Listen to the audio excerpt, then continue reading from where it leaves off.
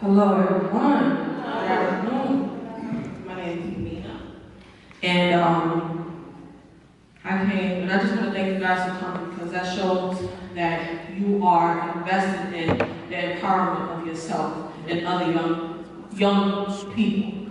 Okay. I am going to start with my story. My story is from birth to 8 years old. I had 2 parents in my home. And it was a great home. It was great. It was awesome. My parents poured into me. My family loved me. I was given the attention that I needed. I was told that I was special.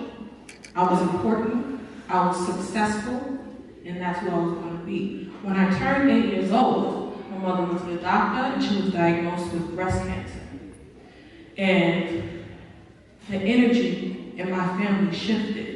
I was not abused, but the energy shifted to my mother. And everything that was being poured into me as a child was now being poured into her. So she could survive. From age of 12, my mother suffered with breast cancer, and at 12, she lost her battle. And I never got that energy poured back into me. So I knew that I was worth something, but I didn't know how to tap into my work. I didn't know how to do that. And I went on with my life, and I got into situations with people. I was a good girl, right? I thought that if you're good, people are going to be good to you, and then you're going to be all right. Right? So I was a good girl, and the times came when I got into relationships. And I was pouring into these people because this is what I knew what love was. I knew to nurture. I knew to love that way. And they were taking it and they were saying, thanks. You're so nice. I'm like, that's my good girl. She's a good girl, right? And I wasn't getting anything back. And it was hurtful. But at the same time, I felt like maybe I just keep pouring into them and they'll give me something back. It'll come. It'll come. So time passed. I got into a relationship and I got engaged.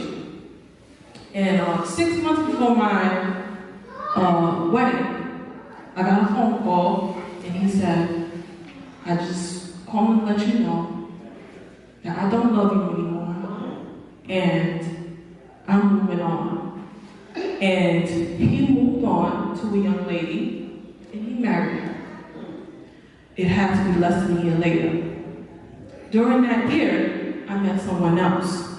And after that person left, I lost all hope in men. I said, all men and dogs, might as well get the best looking one, the one with the biggest muscles, because they all look the same thing. Right? So I did that. Got me muscle. Right? So I got that. And in that year time, I dated him, and y'all, I got pregnant with twins.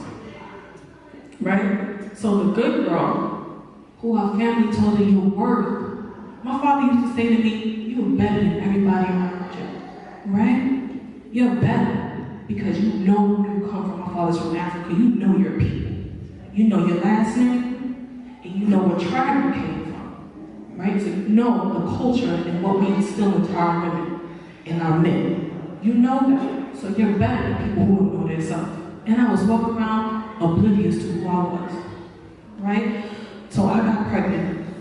And I said to myself, maybe this is my chance to have the unconditional love that I had been seeking since my mom died. Right? Time passed. I got to 5 months pregnant.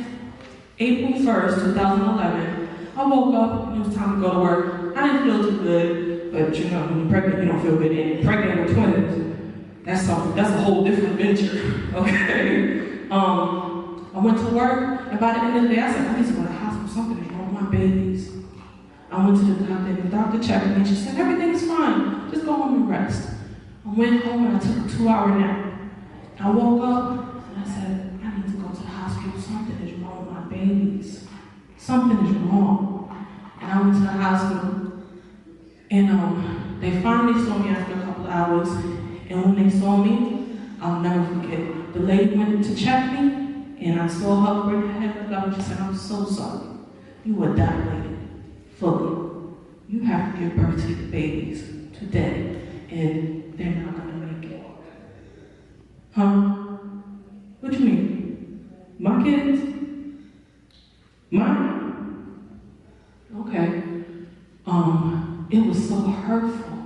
It was such a disappointment. It broke me. I started shaking. My whole body was shaking because I wanted to save my children. I said, y'all put me upside down? Y'all can do anything to save these children? Because I would. If they can live and I can go, will y'all make that happen? No, that can't happen. So all night I was in labor. I had to give birth to these children. All night I was in labor. And the next morning I gave birth.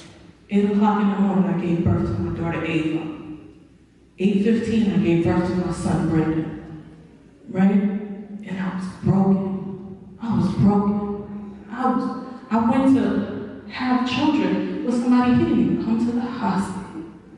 He didn't even come to the hospital. He didn't even see that I was worth coming to the hospital while we were losing our children. Right? So I left the hospital that day and I said, this can't be my life. This can't be my life. This is not my father and my mother instilled in me. This is not me. A baby daddy. Children that's gone. I don't have my mother, my children gone. My father wasn't talking to me because I was pregnant because you don't believe that. Okay? You say you even know better than this. I have no time for this. You want to live that life? You want to go live with the riffraff? That's where you go. I don't have no time for that. So I went home and I said, something has to change. Something has to change. I had fallen and I needed to change. And there was nobody to say, let me lift you up. Because everybody went on about their business. I went home and I opened my Bible and I read and I read and I read. All of the things that my parents tried to instill in me, I didn't understand. I was a baby. And the years that I probably would have been able to understand it better, they weren't able to teach me anymore. My mother was gone. Right? My father, he's a man, right? So he can instill in you that you're my daughter and I love you and you're precious. But there's something about being a woman that only a woman can teach a woman. So I read my Bible and I got to Proverbs. I got to Proverbs 31. And Proverbs 31:10 talks about a wife of noble character. Can I tell you that I read that and I read that and I read that. And it changed my life. It changed my life. I'm not here able to say that I can take responsibility for who and what I let into my life.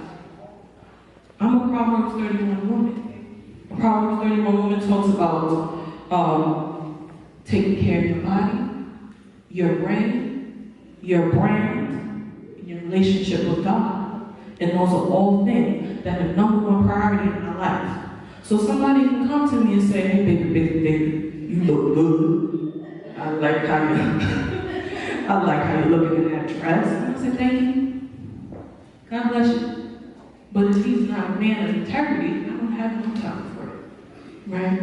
If you're not a friend of integrity, I don't have any time for it. You're not going to suck me dry because I have a lot to give. And I really want to share that story with women and young women because sometimes we say to ourselves, I'm a good girl. And if I just keep being a good girl, then nobody's going to be bad to me.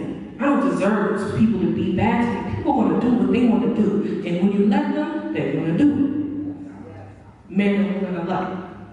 So I just want, and I do too wish that the children are in here because we need to know that we have to prepare ourselves.